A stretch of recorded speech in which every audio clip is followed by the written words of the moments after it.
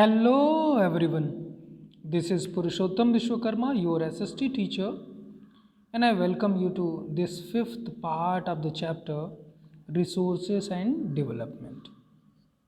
So, this is going to be the last part in this chapter where we'll study about soil erosion and soil conservation. So, let's begin. The heading that we have soil erosion and soil conservation, मृदा अपर्दन और मृदा संरक्षण। Soil मिट्टी, मिट्टी का अपर्दन, मिट्टी का कटाव, the denudation of soil cover, denudation ऊपरी परत का निकल जाना, बह जाना, उड़ जाना, that is known as denudation. And subsequent washing down is described as soil erosion. Subsequent washing down, चाहे वो बह के या उड़ के अगर ऊपरी परत गायब हो जाती है मिट्टी की, that is known as soil erosion, मृदा अपर्दन। The processes of soil formation and erosion go on simultaneously. अब ये जो प्रोसेस है सॉयल फॉर्मेशन का यानी मिट्टी के बनने का, एंड इरोजन मृदा अपर्दन का, बह के निकल जाना, that go on simultaneously and generally there is a balance between the two. एक के बाद ये चलता रहता है, नई मिट्टी बनती रहती है, ऊपर की मिट्टी बहती रहती है। That is why there is a balance between the two, मृदा अपर्दन और नई मिट्टी बनने में, जो नई मिट्टी बनती है उसमें एक बैलेंस बना रहता है। This balance is disturbed due to human activities like deforestation. Sometimes it happens this balance is disturbed. कभी कभी क्या होता है, ये जो बैलेंस है इनका ये डिस्टर्ब हो जाता है due to some activities, human activities like deforestation, पेड़ों की अंधाधुंध कटाई, ओवर ग्रेजिंग, जानवर चरागाहों को ज़रूरत से ज़्यादा चर जाएं, construction and mining etcetera, construction की वजह से पेड़ काट दिए जाते हैं, ग्रीनरी बिल्कुल साफ कर दी जाती है, and mining, these cause disturbance. While natural forces like wind, not only that, human activities, natural forces also act. While natural forces like wind, glacier and water lead to soil erosion, चाहे वो हवा हो, glacier हो या फिर पानी, lead to soil erosion, हवा की वजह से ऊपरी परत उड़ जाती है, ग्लेशियर्स अपने साथ मिट्टी बहा के ले जाते हैं, एंड रनिंग वाटर, ये पानी को बहा के लेके जाते हैं। The running water cuts through the clayey soils, चिकनी मिट्टी काट के ले जाता है कौन, running water, that cause soil erosion and makes deep channels as gullies. और वो मिट्टी कटने के बाद डीप चैनल बन जाता है, गली बन जाती है, चौड़ी चौड़ी गलियां जैसे स्ट्रक्चर बन जाता है। The land becomes unfit for cultivation, और इसकी वजह से जो लैंड है वहाँ की ज़मीन अनफिट हो जाती है फॉर कल्टीवेशन। कहीं बहुत सारा गड्ढा है, कहीं बहुत ऊंची ज़मीन है, so that land is unfit for cultivation, खेती के लिए, and is known as a bad land. इसको हम क्या बोलेंगे, एक बैड लैंड, बेकार भूमि जो किसी काम की नहीं है। In the Chambal basin such lands are called ravines. So what are रेविन्स?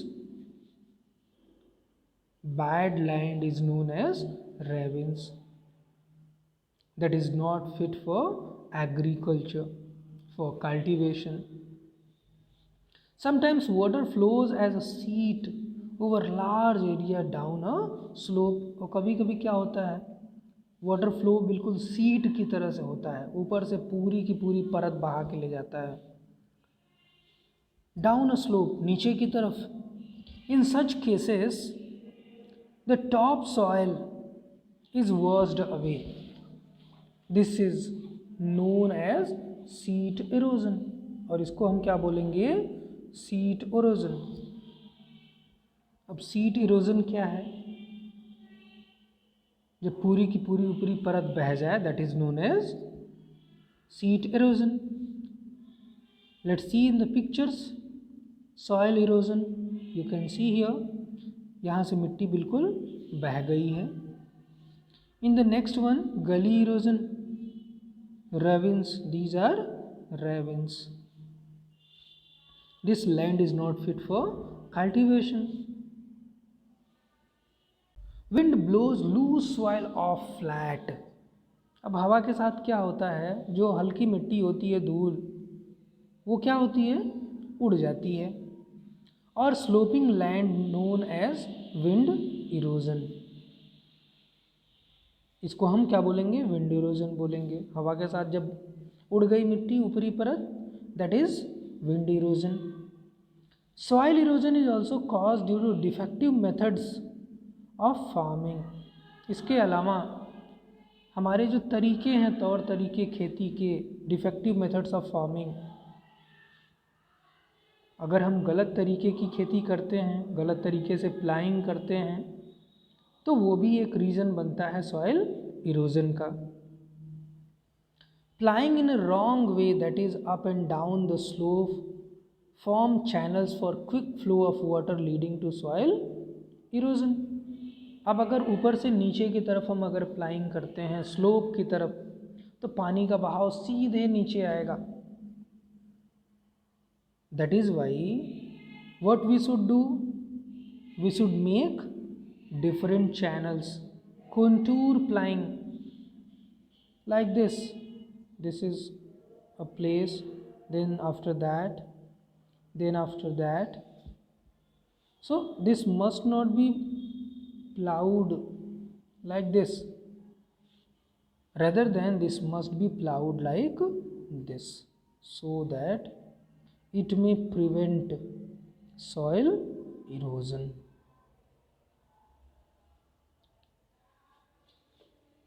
Plying in a wrong way, that is up and down the slope, form channels for quick flow of water leading the soil erosion. Plying along the contour lines, as I have shown you in the picture, can decelerate, speed कम कर सकता है पानी का। अगर आप ऐसे slopes हैं और उन स्लोप्स में इस तरह से प्लाइंग करते हैं, तो ये पानी का जो फ्लो होगा, इधर से पानी का फ्लो आएगा, वो रुक रुक के आएगा। सो दिस कैन डीसेलिरेट, पानी की स्पीड को कम करेगा, तो मिट्टी का जो बहाव है या कटाव है बहुत कम होगा। Down the slopes, this is called contour प्लाइंग, और ऐसी प्लाइंग को हम क्या बोलते हैं, contour प्लाइंग। Steps can be cut out on the slopes making terraces. Whatever I have shown you, that is known as terrace. Terrace cultivation restricts erosion. और अगर हम terrace cultivation करते हैं तो erosion restrict होता है. We can restrict erosion by terrace farming.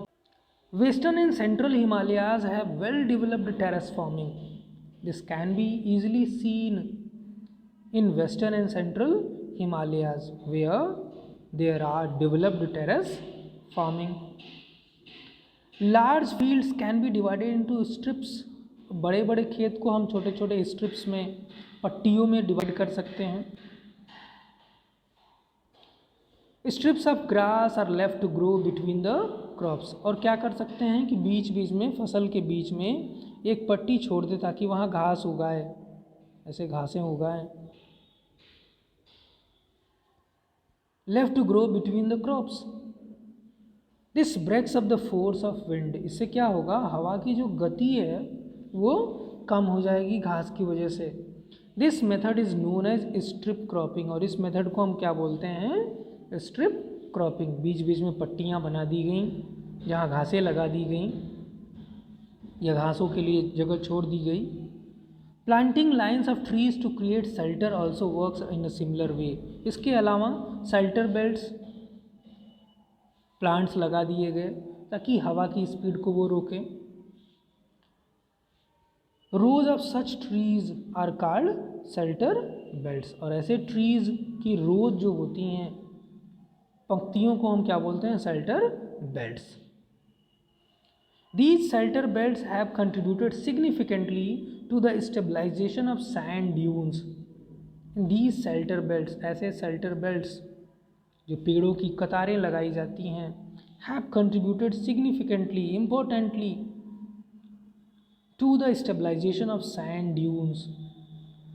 जो sand dunes बनते हैं रेगिस्तानी एरियाज में, टीले बनते हैं, and in stabilizing the desert in western India. Western India के डेज़र्ट को कम करने में या स्टेबल करने में, रोकने में, क्योंकि डेज़र्ट बढ़ता रहता है तो उसको रोकने में, उसकी स्पीड कम करने में काफ़ी मदद मिली है due to these shelter belts. Now state of India's environment. Some facts are given from your textbook. The village of Sukho Majri and the district of Jhabua have shown that it is possible to reverse land degradation. अब सुखो माजरी और Jhabua district है कि land degradation को हम reverse कर सकते हैं, मतलब अगर ख़राब हो गई है ज़मीन उसको हम वापस से उपजाऊ बना सकते हैं। It can be used. Tree density in सुखो माजरी इंक्रीज फ्रॉम 30 पर हेक्टेयर, और ये हो जाता है 1992 में, इन लेस देन 20 ईयर्स 1272 पर hectare. Regeneration of the environment leads to economic wellbeing. Regeneration of environment leads, अब एनवायरनमेंट को हम क्या कर रहे हैं? रीजनरेट कर रहे हैं। This leads to economic well-being as a result of greater resource availability. तो हमारे लिए ज़्यादा रिसोर्स अवेलेबल होंगे। Improved agriculture and animal care, and not only that, this will provide agriculture, improved agriculture facilities and animal care, and consequently and at the end finally increased incomes, और हमारी income क्या होगी? Finally बढ़ जाएगी। Average annual household income in Sukhomajri ranged from ₹10,000 to 15,000 between 1979 and 1984। पहले जो annual household income हुआ करती थी वो 10,000 से 15,000 पर एनम हुआ करती थी, एनुअल हुआ करती थी। कब? 1979 में और 1984 के बीच में। People's management is essential for ecological restoration. People's management is essential for ecological restoration. अब इंसान जब तक कुछ नहीं करेगा अपने इकोलॉजी के लिए, अपने एनवायरनमेंट के लिए, कुछ नहीं हो सकता। So this is important.